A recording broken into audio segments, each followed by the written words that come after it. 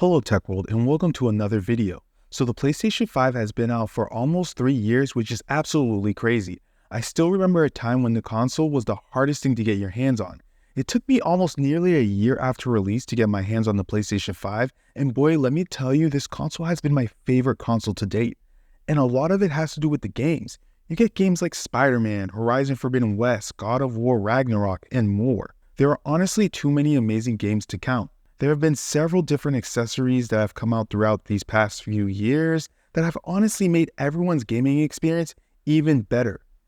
It honestly doesn't surprise me when I found out that there has been over 40 million units sold worldwide. Today I will be talking about my experience with the PlayStation 5 and whether or not it's still worth purchasing one in 2023. If you're new to the channel, then hit the like button and subscribe so you don't miss out on any future videos. Now let's get into it. As a PC gamer, I never saw myself buying a console as I felt as though I had everything that I needed. But let me tell you right now, I was wrong. Though I love PC gaming, it just didn't have the PlayStation exclusives that I needed, which is one of the reasons why I ended up finally purchasing one.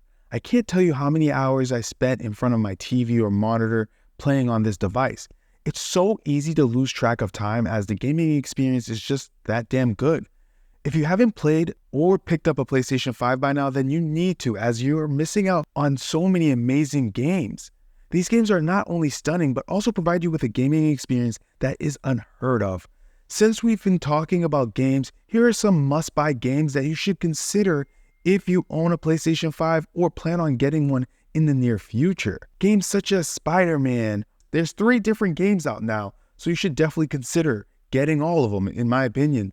God of War Ragnarok, 2 amazing games, Hogwarts Legacy, Call of Duty, NBA 2K24, The Last of Us, and many more. For those who don't remember the specs of the PlayStation 5, well, here they are. The PlayStation 5 comes with an AMD Ryzen Zen 2 CPU, an AMD Radeon RDNA 2 base graphics engine, 16 gigabytes of GDDR6 RAM, 825 gigabytes of SSD storage, and more. When it comes to the PlayStation 5, you could either buy the disc version or the digital edition. When it comes to which version you should get, well, it depends on the buyer and whether or not they prefer to have disc or save everything on the system itself. As someone who misplaces things quite easily, I figured it was best to go digital. Let me know down in the comments whether you have the disc version or digital or don't have one at all. When it comes to the resolution, the console natively runs at 4K with up to 120 Hz refresh rate, but it could also support 1440p as well as 1080p. For those that don't remember, when the PlayStation 5 first came out, it did not support 1440p resolution, but I'm definitely glad that it does now. When it comes to purchasing a PlayStation 5, there is so much to consider. But the most important thing in my opinion is the monitor or TV that you'll be playing your PlayStation 5 on. The reason I say that is because to get the full PlayStation 5 experience, trust me when I say you'll definitely want a monitor or TV that can push that 4K 120 Hz. Trust me when I say using a PlayStation 5 on 1080p just does not do the PlayStation 5 justice. Now, I do sometimes play on my 1440p 165 Hz Dell monitor, but I'll tell you right now, it's definitely not the same as when I play on my 65-inch TCL R646 Mini LED TV. Playing story games such as the new Marvel Spider-Man 2 has been such a delight on this TV. Moving on, let's talk about accessories, and boy did Sony not disappoint. In the past 3 years, we've received several different PlayStation 5 controllers with different colors, as well as the DualSense Edge controller, which is PlayStation's first go at a pro controller. We have also been giving Sony's Pulse 3D wireless gaming headset, some console covers, a PlayStation 5 remote, and in the next few weeks, we'll be getting some new controllers with different colors, as well as PlayStation Portal, which is a remote handheld, which I'll be discussing in future videos. It's definitely a great device that I think people should consider purchasing. Sony has provided us with so many accessories, and I can't wait to see what they provide us in the near future. Let's talk about remote play.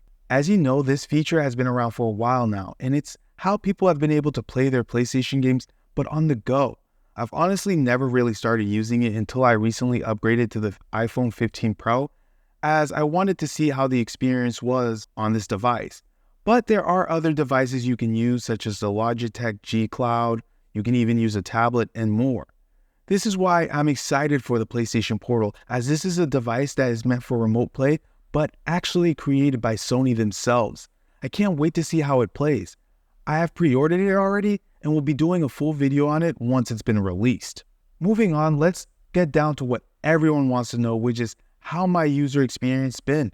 Well, it's been great. Now don't get me wrong, the PlayStation 5 is not a perfect device. Trust me when I say storage is a huge issue for me, as it's a shame that you can't even get 1 terabyte straight out of the box. I'm also not a fan of how big the console is, but that is now an issue of the past, as PlayStation has already announced their slim versions. When it comes to the PlayStation or Xbox debate, in my opinion, it's quite ridiculous. I say go with what you like, whether it's the PlayStation UI or Xbox UI, Xbox exclusives versus the PlayStation exclusives. Both are great consoles, and I think they both have their pros and cons. If you're considering picking a PlayStation 5, then I'd like to tell you to stop thinking about it and just buy one now. It's a great console that has treated me well these past few years, and I don't see it slowing down on me one bit. The PlayStation 5 has been one of the best consoles to ever be released, and I'm pretty sure that most of you would agree with me.